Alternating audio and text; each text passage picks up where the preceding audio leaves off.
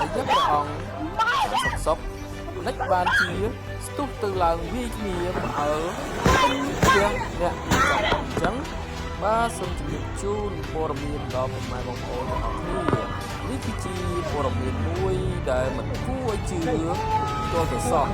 ដោយព្រះសង្ឃមួយអង្គកំពុងតែប្រឆាំងស្រាប់តែស្ទុះទៅវាយសង្ឃដែលទៅឆ្លោធ្វើឲ្យចំណាយតែពុទ្ធបរិស័ទបានយកមកត្រូវខ្ចាយតិចហើយការនេះបានកើតឡើងនៅក្នុ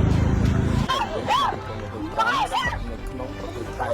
បាទសូមគោរពជំរាបជូនបងប្អូនតាមព័ត៌មានក្នុងនេះគឺជាព័ត៌មានដែលបែកធ្លាយមកពីប្រទេសថៃហើយព័ត៌មាននេះដែរគឺកំពុងតែផ្ទុយមែនទែនដោយចាស់គាត់បានធ្វើបុណ្យហើយបាននិមន្តព្រះសង្ឃពីព្រះអង្គមកសូមបុណ្យដើម្បីយកឫស្សីមុនចូលឆ្នាំជាថៃដូចជាប្រពៃណីខ្មែរដែរនេះជាព័ត៌មានមួយដែលកំពុងមែនទែនហើយមិនគួរជឿទេអូនតាមចាស់ទេគាត់មិនថាប្រសង់វាយគ្នាដល់នេះទេបែកចានបែកឆ្នាំងខ្ទេចខ្ទីចង្ហាន់ដែលបាទសូមមកជួយ like follow